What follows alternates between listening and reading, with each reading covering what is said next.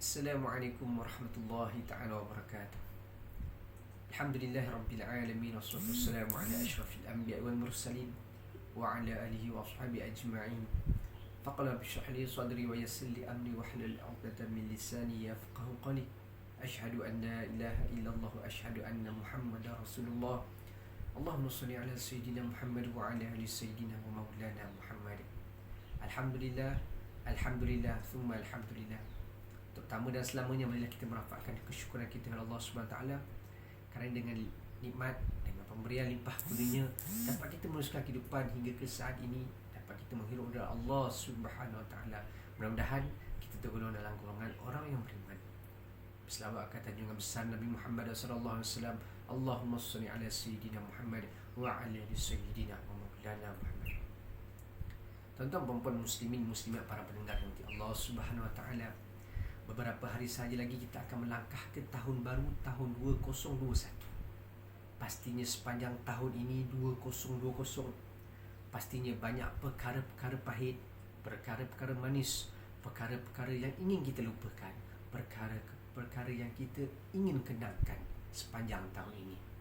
Dan tentunya antara perkara yang paling kita ingati dan kita akan kenang ialah bagaimana kehadiran, kewujudan pandemik virus COVID-19 ini melanda bukan sahaja negara kita, malah seluruh dunia.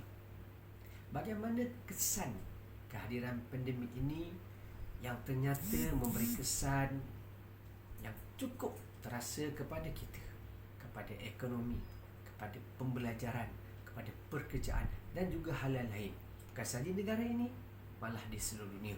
Ada beberapa negara yang dalam keadaan kelam kabut menguruskan negara bagi mengatasi masalah COVID ni. Alhamdulillah, negara kita Malaysia mempunyai kekuatan. Allah SWT mengizinkan untuk kita terus bersama-sama berganding bahu, bersama-sama bekerjasama, sama saling ingat mengati dalam menangani pandemik COVID-19 ini. Muslimin muslimat Allah SWT, bila sebut saja menjelang tahun baru, sama ada tahun Hijrah ataupun tahun Masihi, pastinya seseorang itu punya azam, punya satu keinginan ataupun menanamkan satu semangat apa yang ingin dicapai pada tahun datang, pada tahun mendatang. So tentunya beberapa perkara yang mungkin kita dah capai pada tahun ini dan ada juga yang kita belum capainya, maka kita ingin laksanakannya pada tahun hadapan. Bila kita menanamkan suatu keazaman untuk mencapai sesuatu perkara, untuk menghasilkan sesuatu keazaman itu perlu ada kesungguhan. Kesungguhan yang sungguh-sungguh selain berdoa dan bertawakal kepada Allah SWT. Dan antara perkara yang sepatutnya, sewajarnya, seharusnya kita laksanakan bila menjelang tahun baru ialah berazam untuk merubah diri ke arah yang lebih baik. Allah Subhanahu Wa Taala berfirman dalam surah Ar-Ra'd ayat 11 yang bermaksud Allah Subhanahu Wa Taala tidak akan mengubah nasib seseorang ataupun nasib satu kaum itu melainkan dia sendiri mengubah dirinya, yakni melain kita mengubah diri kita. Maka Allah Subhanahu Wa Taala tidak akan mengubah kita, tidak akan mengubah satu kaum itu melainkan diri sendiri yang berazam, berusaha, berdoa kepada Allah Subhanahu Wa Taala agar berubah dari satu ke arah yang lebih baik. Daripada kekurangan, tambahkan dengan kebaikan. Daripada keburukan, perbaiki ke arah yang lebih baik. Itu adalah satu keazaman, kesungguhan yang seharusnya kita tanamkan dalam setiap tahun. Menjelang tahun baru, kita perlu tanamkan bahawa kita perlu berubah dari masa ke semasa ke arah yang lebih baik. Bukan ke arah yang lebih teruk ataupun merundum, tetapi kita perlu tanamkan dalam diri kita, sematkan dalam hati kita untuk berubah menjadi yang lebih baik. Kalau sebelum ini kita mengetahui sejauh mana kemampuan kita, sejauh mana tahap ibadah kita, maka menjelang tahun akan datang, pertingkatkan hari demi hari, masa demi masa, pertingkatkan ibadah kita. Mudah-mudahan kita menjadi insan yang bertakwa di sisi Allah Subhanahu Wa Taala.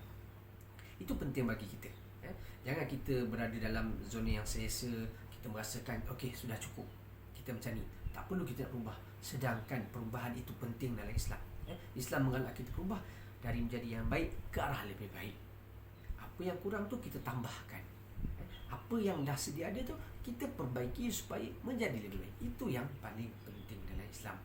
Kadang-kala benda-benda yang kita terlepas pandang, kita merasakan okey, kita punya amal ibadah cukup sampai itu.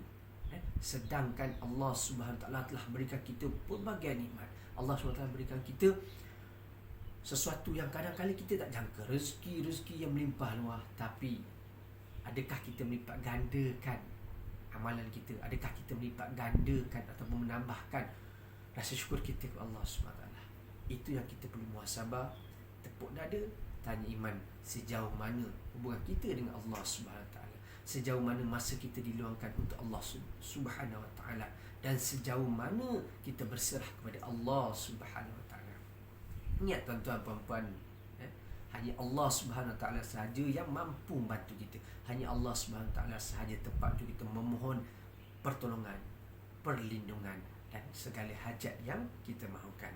Oleh yang demikian, menjelang tahun 2021, tanamkan dalam diri kita sebagai peringatan saya dan juga tuan-tuan para pendengar Allah SWT untuk berubah ke arah lebih baik, memperbaiki apa yang kurang dalam tahun ini. Mudah-mudahan amalan kita akan bertambah, mudah-mudahan pahala ganjaran kebaikan kita akan bertambah, mudah-mudahan Allah akan lebih sayang kepada kita, maka akan menempatkan kita berada dalam golongan orang yang bertakwa di sisi Allah SWT.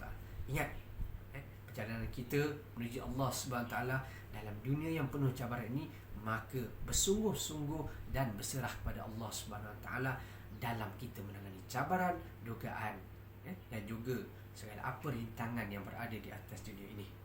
InsyaAllah, mudah-mudahan kebaikan dan juga keridhaan Allah SWT kita akan memperoleh bersama-sama.